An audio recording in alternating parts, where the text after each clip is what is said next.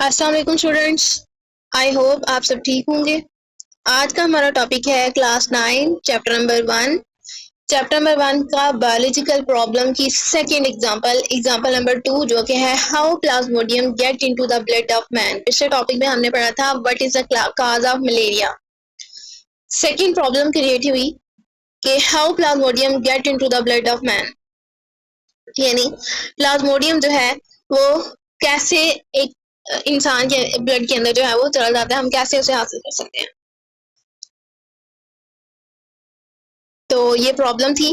इस प्रॉब्लम के लिए जो है वो एक बायोलॉजिकल मेथड के जरिए इस प्रॉब्लम को का सलूशन निकाला गया। प्रॉब्लम थी कि how Plasmodium get into the blood of man, कि प्लाज्मोडियम जो है वो इंसान के ब्लड के अंदर कैसे जाता है। तो इसके लिए उन्होंने ऑब्जर्वेशन की। पहला स्टेप था ऑब्जर्वेशन का, जिसमें उन्होंने ये देखा कि मलेरिया जो है वो मार्शिस के साथ एसोसिएटेड है, यानी दलदली इलाकों के साथ, दलदली इलाकों में रहने वाले लोगों के साथ ये रिलेट करता है। दूसरी ये थी कि drinking of water of marshes did not cause malaria, के अगर ऐसे इलाके जो मार्शी एरियाज हैं अगर उनका पानी पिए तो उससे मलेरिया नहीं होता। अब जब बायोलॉजिस्ट ने इन ऑब्जर्वेशन को समझा तो उन्होंने सोचा कि प्लाज्मोडियम इस मार्श वाटर के अंदर मौजूद नहीं है, क्योंकि इसकी वजह से मलेरिया नहीं हो रहा। तो उन्होंने कहा कि जो मार्श वाटर है इसके अंदर प्लाज्मोडियम नहीं है। तो उसके लिए उन्होंने ऑब्जर्वेशन क्या की। 1883 के अंदर एक फिजिशियन था A.F.A. किंग, उसका नाम था। उसने 20 ऑब्जर्वेशन जो है वो की थी। इनमें से कुछ ऑब्जर्वेशन उसने बताई हुई है, जो कि क्या है। पहली ऑब्जर्वेशन है कि वो लोग जो बाहर सोते हैं उनमें मलेरिया के चांसेस ज्यादा होते हैं एज कम्पेयर टू जो अंदर यानी घरों के अंदर सोते हैं, इंडोर सोते हैं। अब वो इलाके वो लोग जो घरों से बाहर या छत पे या खुले जगह पे सोते हैं उनमें ज्यादा चांसेस होते हैं मलेरिया के एज कम्पेयर टू वो लोग जो अंदर जो है वो इंडोर में सोते हैं या रूम्स में सोते हैं। अब वो लोग जो नेट लगा के सोते हैं, मॉस्किटो नेट वगैरह लगा के सोते हैं, उनमें मलेरिया के चांसेस बहुत कम थे एज कम्पेयर टू वो लोग जो नेट लगा के नहीं सोते थे, उनमें मलेरिया के चांसेस बहुत ज्यादा थे। ये सेकंड थी। थर्ड थी कि वो लोग जो स्मोकी फायर में यानी धुएं में के करीब सोते हैं उनमें भी मलेरिया नहीं था। ये उन्होंने कुछ ऑब्जर्वेशन की थी। अब इस ऑब्जर्वेशन की बेस पे हाइपोथेसिस हुई। वो क्या हुई कि उसने एक हाइपोथेसिस सजेस्ट की कि mosquito transmit plasmodium and so are involved in the spread of malaria, यानी मॉस्किटो यानी मच्छर जो है वो बाहर ज्यादा होता है एज कम्पेयर टू अंदर, जिसकी वजह से मलेरिया बाहर सोने वाले लोगों में ज्यादा होता है। इसके अलावा अगर कोई मॉस्किटो नेट लगा लेता है तो उसके उनमें मलेरिया के चांसेस कम होते हैं जो मॉस्किटो नेट नहीं लगाता। अब मॉस्किटो उस इलाके में भी नहीं होते, इस जगह पे नहीं होते जहाँ पे धुआं होता है। धुएं वाले इलाके में सोने वाले तो भी मलेरिया नहीं हुआ। तो एक हाइपोथेसिस बनी, एक गैस बना। वो क्या बना कि मॉस्किटो जो है वो यानी मच्छर जो है वो प्लाज्मोडियम को ट्रांसमिट करता है और फिर यही जो है मलेरिया को फैलाता है। ये एक गैस बना था, एक हाइपोथेसिस बनी। अब इस हाइपोथेसिस में कुछ डिडक्शन की गई, कुछ रीजंस दी कि अगर जो है वो मॉस्किटो मलेरिया की वजह से यानी मलेरिया को फैलाने की वजह बनता है मॉस्किटो, तो प्लाज्मोडियम इस मॉस्किटो के अंदर मौजूद होना चाहिए। डिडक्शन क्या हुई इस हाइपोथेसिस से कि अगर जो मॉस्किटो है वो मलेरिया को फैलाता है तो उस मॉस्किटो के अंदर ये प्लाज्मोडियम का होना जरूरी है।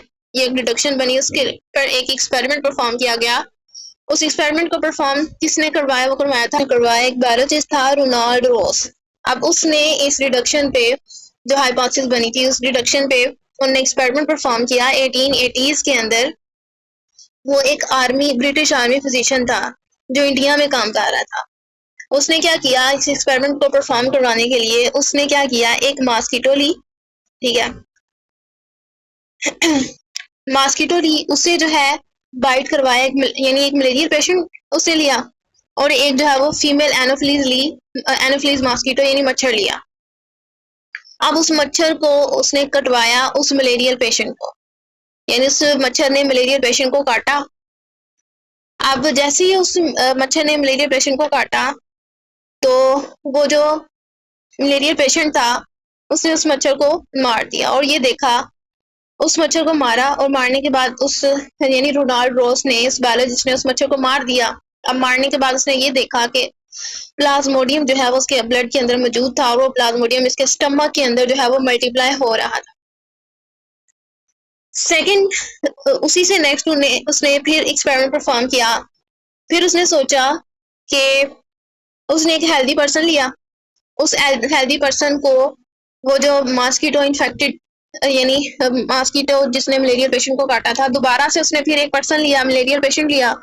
उस एनोफिलीज मॉस्किटो ने उस मच्छर को, उस पेशेंट को, उस मरीज को काटा। काटने के बाद अब जैसे ही वो जो मॉस्किटो था जिसने उस मलेरियल पेशेंट को काटा था उसके अंदर प्लाज्मोडियम मौजूद थी, अब उसे अगर हेल्दी पर्सन को दोबारा से कटवाया, यानी वो पर्सन जो हेल्दी था, अब उस मच्छर ने उस हेल्दी पर्सन को काटा, तो अब उस मच्छर के अंदर क्योंकि प्लाज्मोडियम मौजूद थी, अब वही जो मच्छर था उसकी वजह से वो हेल्दी पर्सन को भी मलेरिया हो गया, जिसकी वजह से वो हाइपोथेसिस ट्रू हो गई कि हेल्दी पर्सन को भी जो है वो मलेरिया हो गया उस मच्छर के काटने की वजह से जिसके अंदर प्लाज्मोडियम मौजूद थी, यानी जिसको उस मलेरिया पेशेंट ने काटा था। यानी क्या था कि एक हेल्दी पर्सन लिया, एक मलेरियल पेशेंट लिया। सबसे पहले मॉस्किटो को उस मलेरियल पेशेंट से कटवाया, ठीक है, यानी मलेरियल पेशेंट को काटा उस मॉस्किटो ने। जैसे ही मलेरियल पेशेंट को उस मॉस्किटो ने काटा तो मलेरियल पेशेंट के अंदर भी प्लाज्मोडियम मौजूद था, अब मॉस्किटो के अंदर भी प्लाज्मोडियम मौजूद था। अब वो प्लाज्मोडियम मॉस्किटो के अंदर गया। अब मॉस्किटो के अंदर जाने के बाद क्या हुआ, उस मॉस्किटो को फिर दोबारा से हेल्दी पर्सन को बाइट करवाया। जैसे ही उस मॉस्किटो ने हेल्दी पर्सन को बाइट किया तो जो हेल्दी पर्सन था उसे भी मलेरिया हो गया, जिससे ये हाइपोथेसिस सही साबित हो गई कि जो मलेरिया की वजह, मलेरिया जो है वो प्लाज्मोडियम की वजह से ही फैलता है। वो हाइपोथेसिस करेक्ट हो गई।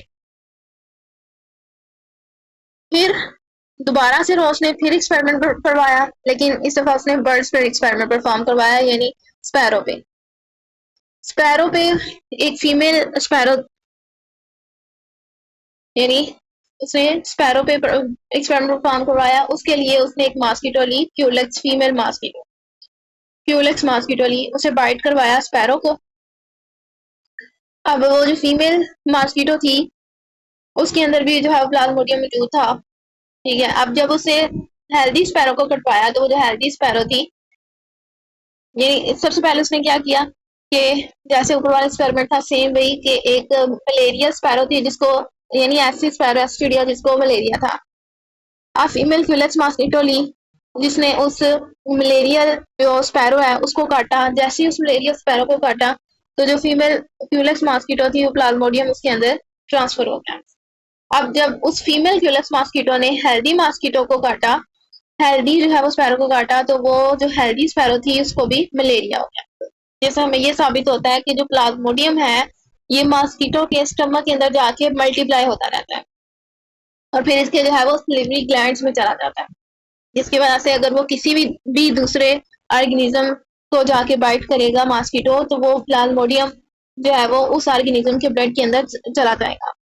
तो इस तरह उसने 2 एक्सपेरिमेंट परफॉर्म किए थे और दोनों से ही ये चीज साबित हुई थी, ये एक्सपेरिमेंट से रिजल्ट ये निकला था कि प्लाज्मोडियम ही जो है वो वजह है इसके मलेरिया के फैलने, यानी मॉस्किटो उस जो स्पैरो है उसके ब्लड के अंदर वो प्लाज्मोडियम मौजूद था, जिससे ये प्रूव हुआ, ये हाइपोथेसिस बनी कि मॉस्किटो जो है वो प्लाज्मोडियम ट्रांसमिट करता है।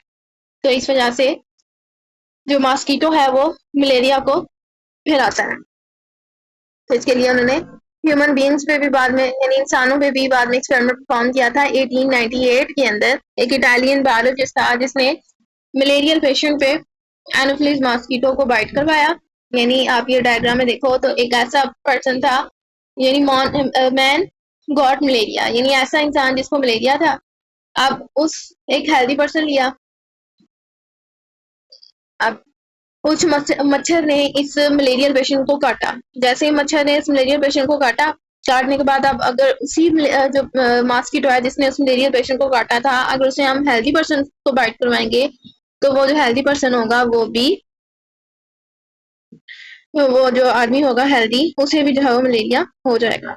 ये सबसे पहले क्या था कि मैन इल विद मलेरिया, यानी वो इंसान जो जिसे मलेरिया था उसको काटा एनोफिलिस मॉस्किटो ने। जैसे ही काटा, अब उसके काटने से क्या हुआ कि अब वही जो एनोफिलीज मॉस्किटो है उसने हेल्दी मैन को काटा, जैसे ही हेल्दी मैन को काटा तो उस हेल्दी मैन के अंदर भी मलेरिया हो गया, जिससे हमें ये साबित होता है कि मलेरिया जो है वो फीमेल एनोफिलीज मॉस्किटो के अंदर मौजूद प्लाज्मोडियम की वजह से फैलता है। यानी मॉस्किटो प्लाज्मोडियम ट्रांसमिट करता है और प्लाज्मोडियम वजह बनता है मलेरिया की। ये एक बायोलॉजिकल प्रॉब्लम थी जिससे मतलब साइंटिस्ट ने इस पे एक्सपेरिमेंट परफॉर्म करके बायोलॉजिकल मेथड्स को अप्लाई करके सोल्यूशन इसका निकाल लिया कि जो है प्लाज्मोडियम ही वजह है मलेरिया के फैलने।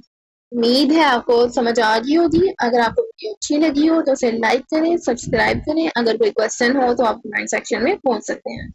शुक्रिया।